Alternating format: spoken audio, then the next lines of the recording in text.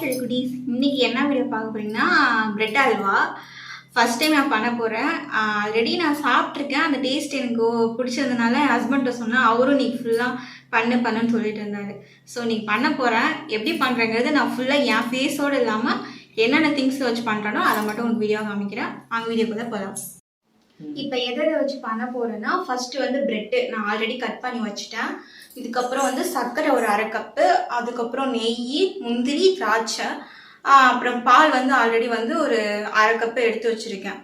அதாவது காய்ச்சின பாலை 6 எடுத்து வச்சுக்கோங்க. ஓகே, நாங்கள் வீடியோக்குள்ளே போகலாம். ஃபஸ்ட்டு ஒரு வானலில் நான் வந்து இப்போ நெய் ஆட் பண்ண போகிறேன். எனக்கு வந்து லைட்டாக தான் ஸ்மெல் இருந்தால் பிடிக்கும், அதிகமாக போட்டால் பிடிக்காது. ஸோ நான் லைட்டாக எடுத்து ஆட் பண்ணிக்கிறேன். உங்களுக்கு தேவையான அளவு போட்டுக்கோங்க. இப்போ அதில் நெய்யில் வந்து முந்திரி திராட்சை 2 போட்டு ஆட் பண்ணிக்கோங்க. பாதாம் பருப்பு போட்டாலும் நல்லா தான் இருக்கும், பட் அது 2 மட்டும் தான் ஆட் பண்ணேன்.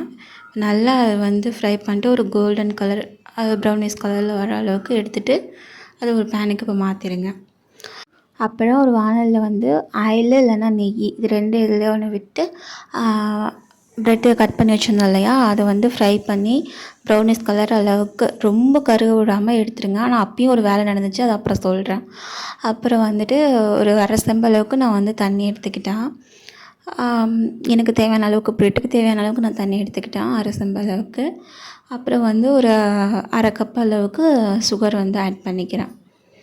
எனக்கு சுகர் இந்த அளவுக்கு ஓகே தான். உங்களுக்கு பார்த்தோன்னா நான் கொஞ்சம் கூட ஆட் பண்ணிக்கோங்க, ஒரு 3/4 அளவுக்கு ஆட் பண்ணிக்கிட்டு அது ஃபுல்லாக வந்து கிண்டி விட்டுட்ருக்கேன். அது ஃபுல்லாக கரைஞ்சாலே போதும், ரொம்ப கம்மி பதம் அந்த மாதிரி சொல்லுவாங்க, அந்தளவுக்குலாம் ஒரு பண்ணணும் இல்லை. கொஞ்சம் அந்த சர்க்கரை எல்லாம் கரைஞ்சி ஓரளவுக்கு தான். அதுக்கப்புறம் கட் பண்ணி வச்சு அந்த ப்ரெட்டை எடுத்து, அதாவது ஃப்ரை பண்ண ப்ரெட்டை எடுத்து அது போட்டுருங்க. ஏன் வந்து கருகிருக்குன்னா, என் மாமா நான் பேசாமல் வறுத்துட்டு இருந்தேன், இங்கே வா நான் வறுக்கிறேன் அப்படின்னு சொல்லிட்டு அது ஃப்ரை பண்ணுறேன்ட்டு இந்த லெவலுக்கு கொண்டு வந்து வச்சுட்டாப்புல. இப்போ வந்து அதை நான் வந்து மில்க் ஆட் பண்ணியிருக்கேன். அதாவது 2 டேஸ் மட்டும் வச்சுக்கிற மாதிரினா நீங்கள் மில்க் ஆட் பண்ணிக்கலாம். இல்லை நான் ஒரு 1 வீக்காவது நான் வச்சு சாப்பிடுவேன் அப்படின்னா மில்க் வந்து ஸ்கிப் பண்ணிடுங்க. அது மில்க் தேவையில்லை, போட வேண்டாம். நான் ஒரு 2 டேஸ் வச்சுப்பேங்கனால நான் போட்டு ஆட் பண்ணி, இப்போ வந்து கடைசி என்ன பண்ணலான்னா, நெய் கொஞ்சம் லைட்டாக எனக்கு தேவையான அளவுக்கு ஸ்மெல்லுக்காக, அந்த ருசிக்காக நான் லைட்டாக போட்டிருக்கேன். அப்புறம் முந்திரி திராட்சை எல்லாம் போட்டு நம்ம அவ்வளோதான், முடிஞ்சு கிண்டி எடுத்து இறக்கி வச்சிடலாம். இதில் ஃபோட்டோ கூட நான் ஒழுங்காக அப்லோட் பண்ணல, ஏன்னா எனக்கு அதுக்குள்ளே ஒரு சம்பவம், பெரிய சம்பவம் ஒன்று நடந்துடுச்சு. அதனால் அது கூட இது பண்ணாமல் பேக்ஸில் வச்சு தான் நான் எடுத்துகிட்டு போனேன். அதை லைட்டாக ஃபோட்டோ எடுத்து தான் நான் இப்போ அப்லோட் பண்ணியிருக்கேன்.